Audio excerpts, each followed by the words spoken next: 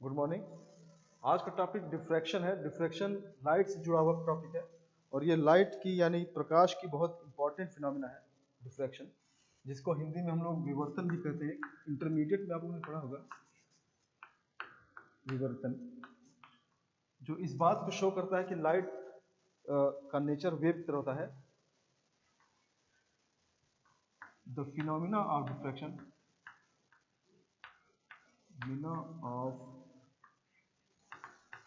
diffraction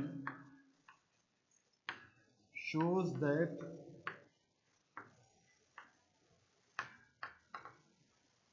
light is wave in nature। तो एक ऐसी फिनोमिना है जो इस बात को प्रूव करता है कि लाइट हमारी वेव है। और नॉर्मली हम लोग लाइट के बारे में ये समझते हैं कि light moves in straight line, light moves in straight line. लेकिन डिफ्रैक्शन इस बात को बताता है कि लाइट अगर किसी ऐसे पॉइंट से गुजर रही है जो बहुत छोटा छेद हो, हम यूँ मानिए कि लाइट आ रही है और एक बहुत बारीक सा छेद अगर यहाँ पर होल है, तो लाइट इसके कॉर्नर से बेंड कर जाएगी। होल के कॉर्नर से लाइट अगर आएगी तो इस पतले से होल से बेंड कर जाएगी और यहाँ पर भी जहाँ पर लाइट नहीं पहुँच सकती है वो अपने रास्ते से थोड़ा सा बेंड कर जाएगी, मुड़ जाएगी। तो लाइट के मुड़ने की इस घटना को डिफ्रैक्शन कहते हैं। यानी कि जब लाइट किसी पतली बारीक या छोटे से छेद से होकर गुजरती है तो लाइट उस कॉर्नर से बेंड कर जाती है। इस बेंडिंग ऑफ लाइट को ही डिफ्रैक्शन कहते हैं। यानी कि the bending of beam of light when passes through a very small obstacle or hole। किसी छोटी सी छिद्र से जो लाइट गुजरती है, होल से गुजरती है, तो लाइट इसके कॉर्नर से बेंड कर जाती है और इस फिनोमिना को डिफ्रैक्शन कहते हैं। और इसके लिए सबसे इंपॉर्टेंट कंडीशन ये है, कंडीशन फॉर डिफ्रैक्शन। डिफ्रैक्शन की घटना को देखने के लिए सबसे इंपॉर्टेंट कंडीशन ये है कि the size of hole should be in order of wavelength of light। यानी कि जो इसका डायमेंशन है, इस होल का डायमेंशन है, वो इतना कम होना चाहिए, इतना छोटा होना चाहिए कि वो लगभग लाइट की वेवलेंथ के आसपास हो, तभी ये फिनोमिना होगी, वरना लाइट स्ट्रेट निकल जाएगी। अगर हमने इस होल को बड़ा कर दिया तो लाइट हमेशा स्ट्रेट ही दिखाई देगी। लेकिन जैसे जैसे हम इसको छोटा करते जाएं छेद को, इस होल को, और इतना छोटा करें लगभग ये इसके वेवलेंथ के में आ जाए। यानी कि अगर आपका ये होल ए है, ए वेवलेंथ की अप्रॉक्सीमेटली अगर आ जाए, इतना छोटा करें तो हमें लाइट की बेंडिंग फिनोमिना दिख जाएगी। तो लाइट का मुड़ना उसके होल से इस बात पर डिपेंड करता है कि उसकी साइज कितनी ज़्यादा है। अगर वो बहुत ज़्यादा होगा तो लाइट नहीं मुड़ेगी, कम करते जाएंगे तो लाइट के मुड़ने की संभावना ज़्यादा हो जाएगी, और जितना कम करेंगे लाइट उतनी ज़्यादा बेंड होगी। तो बेंडिंग की क्वांटिटी जो होती है ये डिपेंड करती है कि आपका होल कितना है। जितना होल पतला करेंगे उतनी ज़्यादा लाइट बेंड होती जाएगी। इस फिनोमिना को डिफ्रैक्शन कहते हैं। और डिफ्रैक्शन नॉर्मली दो तरीके का होता है।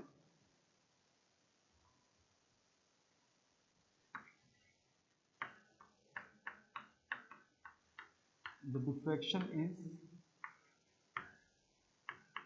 mainly two types। दो तरीके से होते हैं। पहला होता है फ्रिजनल टाइप और दूसरा होता है फ्रॉनहोफर टाइप। इन दोनों को समझ लेते हैं पहले। फ्रेजनल और फ्राउनहोफर दो तरीके के डिफ्रैक्शंस होते हैं। फ्रेजनल में क्या होता है कि जो आपकी सोर्स होता है, ये आपका सोर्स है, ये सोर्स है जहाँ से लाइट आ रही है, और ये आपका होल हो गया, स्लिट हो गया, जिसे हम लोग स्लिट कहते हैं। ये आपका होल है, जिसे स्लिट या होल कहते हैं, जहाँ से लाइट पास होगी। और यहाँ पर स्क्रीन, जहाँ पर डिफ्रैक्शन पैटर्न दिखता है। तो तीन चीजें होती हैं डिफ्रैक्शन में। पहला होता है सोर्स, दूसरा होता है स्लिट यानी होल, और तीसरा होता है स्क्रीन, जहाँ पर इफेक्ट होता है। तो फ्रेजनल टाइप में इनके बीच की डिस्टेंस या इसके बीच की डिस्टेंस दोनों फाइनाइट होती है। फाइनाइट इन द सेंस कि हम इसमें किसी लेंस का इस्तेमाल नहीं करते, यानी जो लाइट पड़ती है वो डायरेक्ट आती है, किसी भी लेंस का इस्तेमाल नहीं होता, यानी कि लाइट हमारी पैरेलल नहीं होती, वो स्फेरिकल होगी, इस तरीके से जाएगी लाइट। तो इस फ्रेजनल टाइप में नो लेंस इज यूज्ड।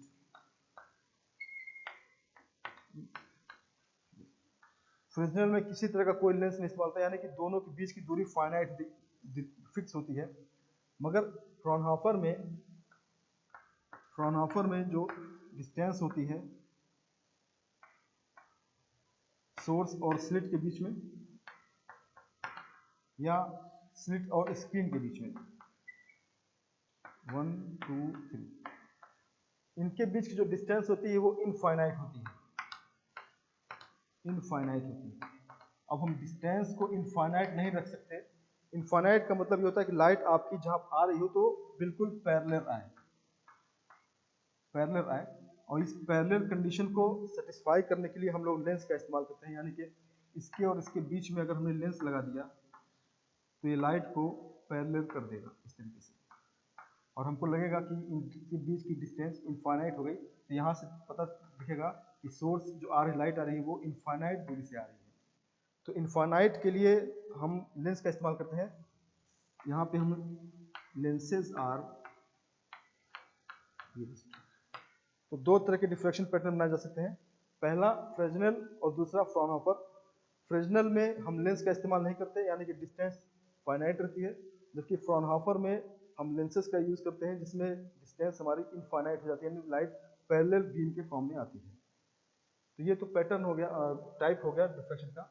अब जो सबसे इंपॉर्टेंट फिनोमिना है डिफ्रैक्शन का, उसे हम लोग सिंगल स्लिट कहते हैं। सिंगल स्लिट का मतलब ये हुआ कि जब लाइट किसी एक होल से गुजरे तो हमें वो कैसा इफेक्ट दिखाएगी, उसे हम लोग सिंगल स्लिट कहते हैं। और ये काफी इंपॉर्टेंट है, कोर्स में भी है ये, जिसका नाम है सिंगल स्लिट डिफ्रैक्शन। सिंगल का मतलब वन, एक स्लिट, जब लाइट सिर्फ एक स्लिट से होकर गुजरे, ये लाइट आपकी आ रही है और ये आपका सोर्स हो गया, मान लिया हमने, यहाँ से लाइट आ रही है मोनोक्रोमेटिक लैम्ब्डा वेवलेंथ की, और यहाँ पे हमने एक स्लिट लगा दिया, ये हमारा हो गया स्लिट, पतला सा होल है, और यहाँ पे हमारा हो गया स्क्रीन। ये स्लिट हो गया, ये सोर्स हो गया, और ये स्क्रीन हो गया। तो नॉर्मली लाइट हमेशा स्ट्रेट चलती है, तो हमें अगर डिफ्रैक्शन पैटर्न नहीं होता तो हमें सिर्फ यहाँ पर एक स्पॉट दिखाई देता, इस सोर्स का इमेज दिखाई देता डायरेक्ट। लेकिन इस होल के बहुत कम होने की वजह से लाइट इस पॉइंट से मुड़ जाती है इस तरीके से, और जितना होल पतला होगा बेंडिंग उतनी ज़्यादा होती जाएगी। और आप जब अगर यहाँ पे देखेंगे स्क्रीन पे तो आपको यहाँ पे पैटर्न दिखाई देगा, इसी लाइट का इस होल का इमेज दिखाई देगा, जो कुछ इस तरह होगा। एक इमेज यहाँ दिखाई देगा, बड़ा स्पॉट दिखाई देगा, उसके बाद अंधेरा रहेगा, फिर थोड़ी दूर पे एक और स्पॉट दिखाई देगा, लेकिन उसकी साइज थोड़ी सी कम रहेगी इससे, और इंटेंसिटी भी कम होगी। ऊपर भी दिखाई देगा लेकिन इस बार और कम होगा, और ठीक यही पैटर्न रिपीट होता जाएगा सेंटर से नीचे,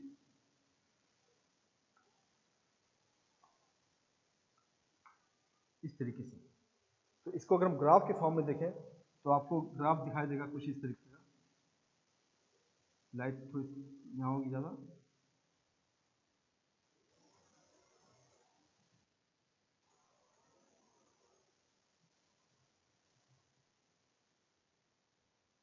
तो ये सिंगल स्लिट पैटर्न दिखेगा आपको, यानी कि सेंटर पे सबसे ज़्यादा लाइट दिखेगी आपको, उसके बाद थोड़ी दूरी पे अंधेरा रहेगा, मिनिमा रहेगा, उसके बाद फिर थोड़ी सी लाइट दिखेगी, फिर मिनिमा रहेगा, फिर लाइट दिखेगी आपको। ठीक यही पैटर्न नीचे भी आएगा। तो डिफ्रैक्शन में ये होता है कि लाइट अगर डिफ्रैक्शन नहीं होता तो सिर्फ हमको ये पार्ट दिखता है, ये पार्ट नहीं दिखता, लेकिन डिफ्रैक्शन की वजह से लाइट अपने बेंड पोजीशन से मुड़ गई और यहाँ पर भी हमको जहाँ पे अंधेरा होना चाहिए वहाँ पर भी हमको लाइट मिल रही है। इसे हम लोग डिफ्रैक्शन पैटर्न कहते हैं। ये आपका diffraction single slit diffraction pattern.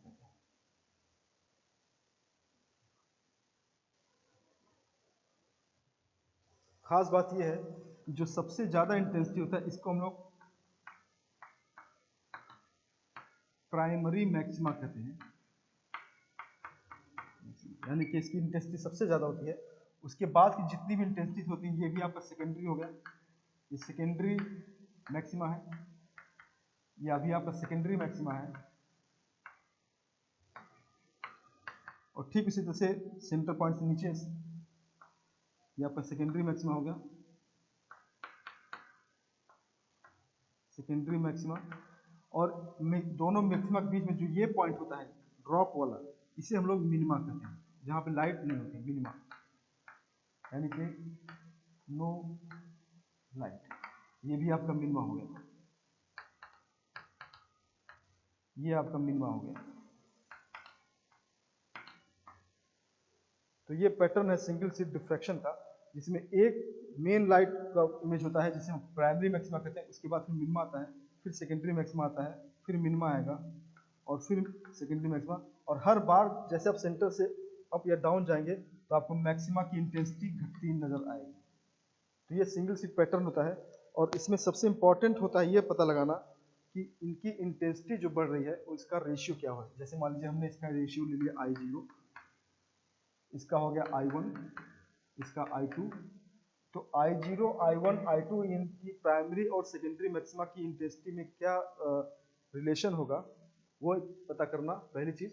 और दूसरी चीज़ ये होगा कि इनकी पोजीशन कहाँ पर आती है, ये किस पॉइंट पर आएंगे, किस एंगल पर आएंगे, ये किस पॉइंट पर आएंगे। तो इसकी में दो इंपॉर्टेंट चीज़ें पता करना होता है। पहली चीज़ इनकी पोजीशंस कहाँ पर आएंगे और दूसरी इनकी इंटेंसिटी में क्या रेशियो होगा। तो इसको समझने के लिए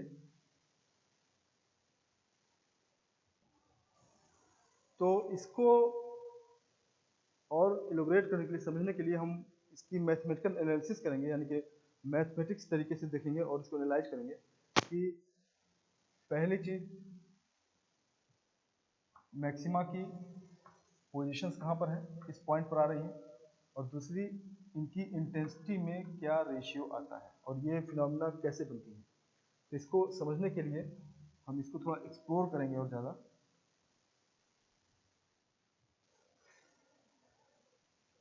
तो इसको करने के लिए हमने मान लिया कि ये जो हमारा स्लिट है ए और बी, ये स्लिट है और इसकी जो बीच में डिस्टेंस है वो हमने मान लिया ए, स्लिट की थिकनेस ए है। और इसको हमने थोड़ा सा जूम किया। जूम का मतलब ये होता है कि इसको और हम बड़ा करके देखें और हमने मान लिया कि ये हमारा स्लिट है ए और बी। तो इस पॉइंट को हम थोड़ा जूम करके देख रहे हैं ताकि हमको मैथमेटिकल एनालिसिस में दिक्कत ना हो। ये हमने जूम कर दिया, ये स्लिट हमारा ये है और यहाँ पे हमारा सोर्स है जहाँ से लाइट आ रही है, और यहाँ हमने स्क्रीन दे दिया।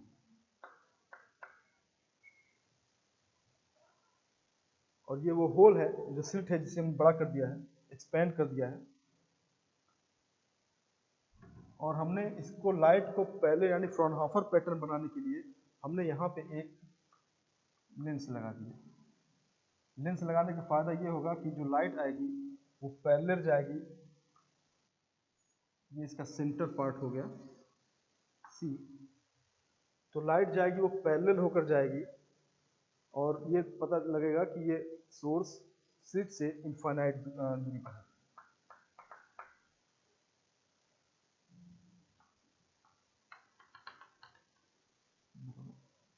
यहाँ से लाइट आई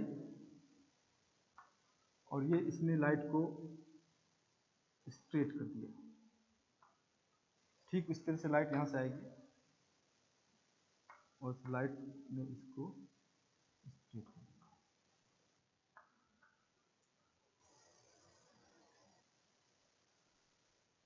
पैटर्न को देखने के लिए हमने फिर एक यहाँ लेंस लगाया, एक और लेंस लगाया हमने, जिस लाइट को कन्वर्ज करेगा पॉइंट सी पर।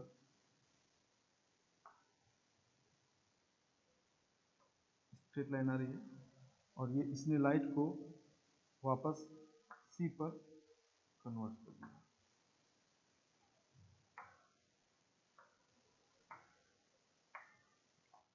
ये सिंपल फिगर है सिंगल स्लिट का, ये डिसाइड मानते हुए कि जब लाइट आपकी मुड़ नहीं रही है।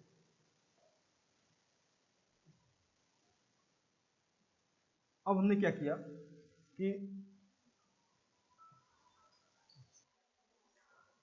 तो ये हमारा सिंगल स्लिट है ए और बी, जिसकी विड्थ है A B single slit of width A. और हमने मान लिया अपनी तरफ से ये जो सिंगल स्लिट है इसको हमने छोटे छोटे इन पार्ट्स में डिवाइड कर दिया है इस तरीके से, यानी कि वो एक छोटा सा होल था उसको हमने एन पार्ट में डिवाइड कर दिया है, एन पार्ट्स यहाँ पर। और जब लाइट यहाँ से चलेगी तो इस होल पे आ करके मुड़ती लाइट, डिफ्रैक्शन के पैटर्न से यहाँ से लाइट मुड़ गई, ये हमने मानी लाइट यहाँ से मुड़ गई ऐसे, ठीक नीचे से भी मुड़ जाएगी लाइट, ये पूरा पैटर्न टर्न कर जाएगा, लाइट यहाँ से बेंड कर गई, इस होल से लाइट बेंड कर गई, लाइट पड़ी और थोड़ी सी मुड़ गई, इसका एंगल हमने दे दिया थीटा, ये एंगल थीटा हो गया। सेंटर है यहाँ से मुड़ेगा तो ये इसका प्लेन भी मुड़ जाएगा, ये मुड़ गया, ये थीटा हो गया सेम एंगल पे। और ये पॉइंट हमारा जो है ये हमारा हो गया जी पॉइंट हो गया, जी जी। और मुड़ेगा जब लाइट तो फिर ये लेंस इसको कन्वर्ट करेगा थोड़ा सा ऊपर पॉइंट ऊपर।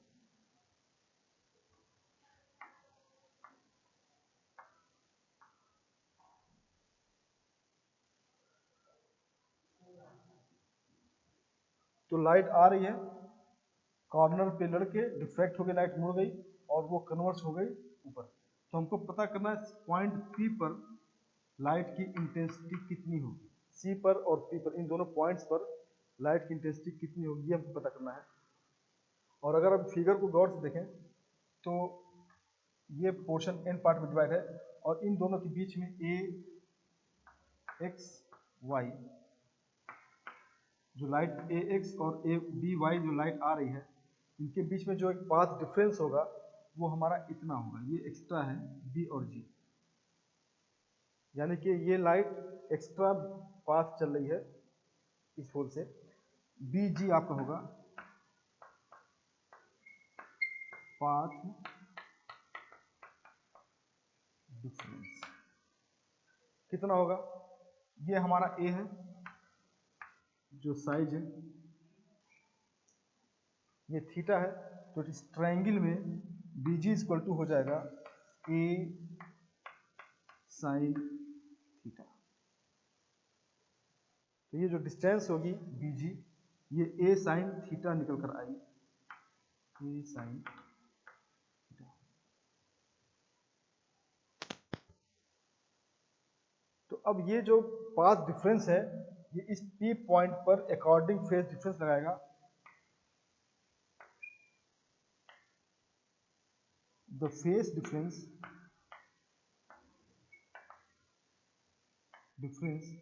ये होता है आपका 2 pi by lambda path difference, यानी कि 2 pi by lambda A sine theta. तो जो पॉइंट लाइट मुड़ी आपकी, वो लाइट मुड़ करके इस पॉइंट पर पहुंची पी पर, और उनके बीच में जो फेज डिफरेंस होगा, वो फेज डिफरेंस आपका होगा 2 pi by lambda A sine theta.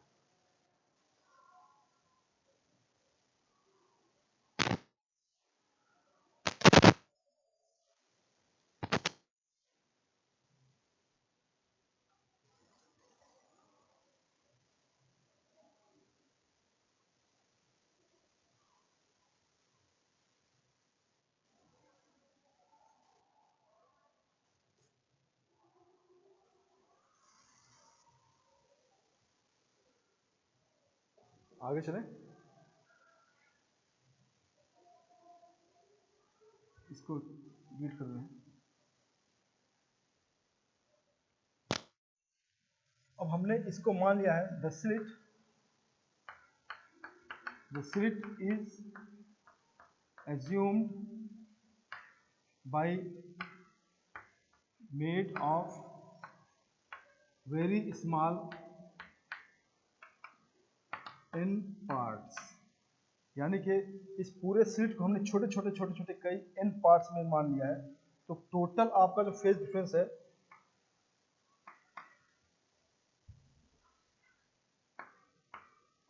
The phase difference by each small part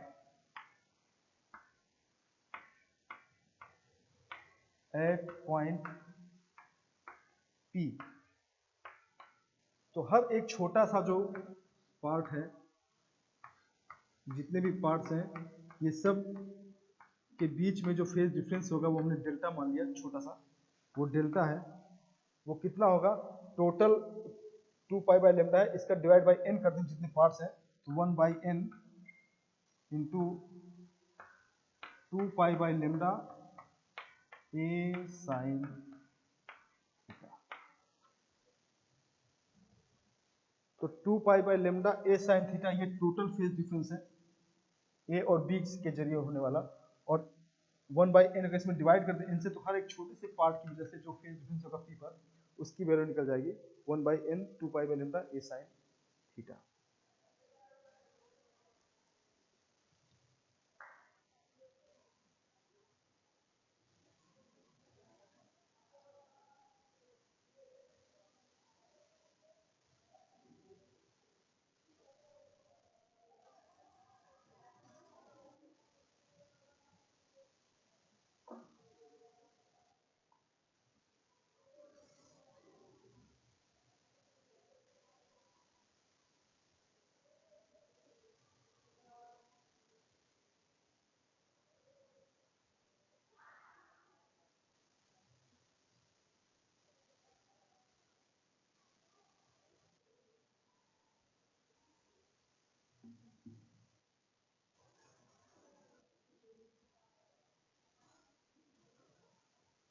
अब हम यहाँ पर एक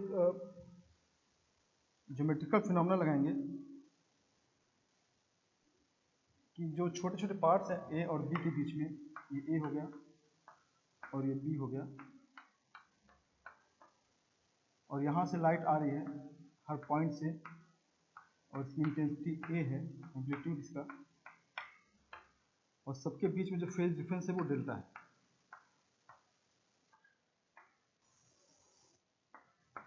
तो इन छोटे छोटे पार्ट्स की वजह से जो लाइट पी पर मिलेगी इस पॉइंट पर, उसकी इंटेंसिटी कितनी होगी, कैसे निकालेंगे हम। तो यहाँ पर इसको सॉल्व करने के लिए हमने एक ज्योमेट्रिकल ट्रिक लगाई कि हमने मान लिया कि ये हमारा एक वेक्टर है ए, और इस पर हमने एक और वेक्टर ऐड किया डेल्टा पे, सेम एम्पलीट्यूड का, फिर इसी वेक्टर पे एक और वेक्टर ऐड किया जो सेम एंगल पे जा रहा है डेल्टा, और इस तरह से हम इसको बढ़ाते जाएं, n पार्ट तक कर देंगे हम डेल्टा, ये आपका n टाइम्स है। तो ये जो टोटल आपका इसका रिजल्टेंट होगा r, वो उसकी इंटेंसिटी को बताएगा जो पॉइंट P पर होगा।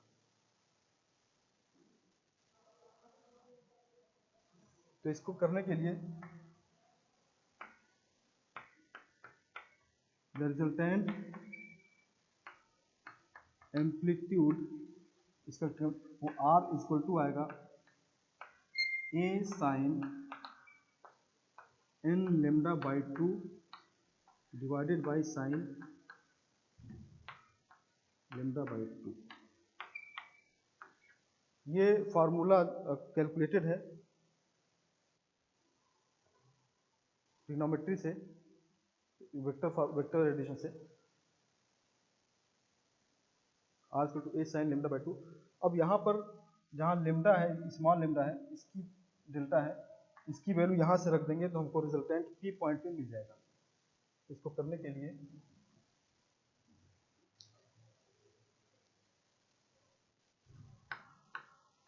From 1 and 2 r is equal to ए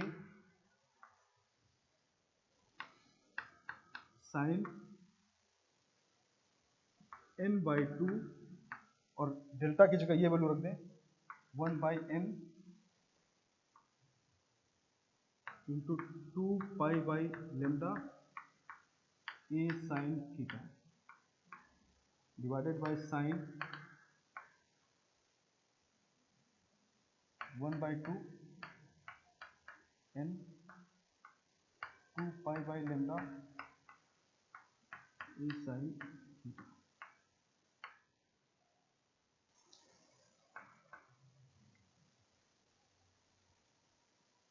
इसको सॉल्व करें, A sine N N cancel जाएगा, 2 2 कैंसिल जाएगा, यहाँ बचेगा pi A sine theta by lambda divided by sine pi A sine theta by N lambda.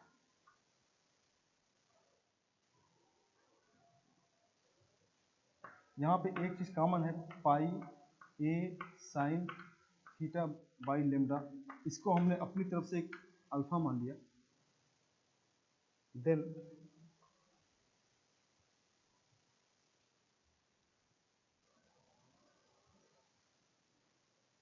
तो are की वैल्यू हो जाएगी हमारी r equal to A sine alpha divided by sine alpha by N.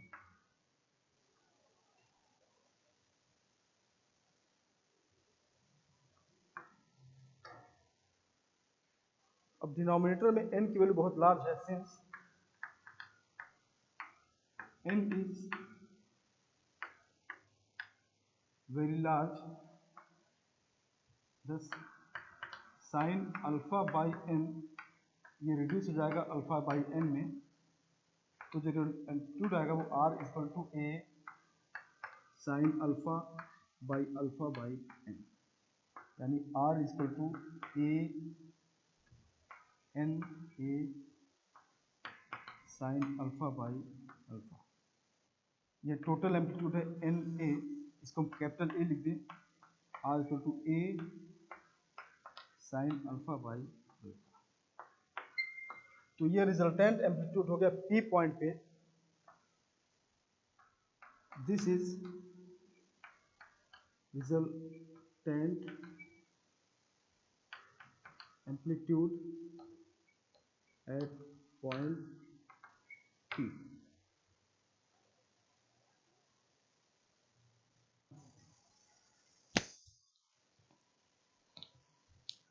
तो ये एम्पलीट्यूड हुआ P point पे। और अगर हम इंटेंसिटी जानना चाहें तो इंटेंसिटी हमेशा एम्पलीट्यूड का स्क्वायर होता है। The intensity at point P due to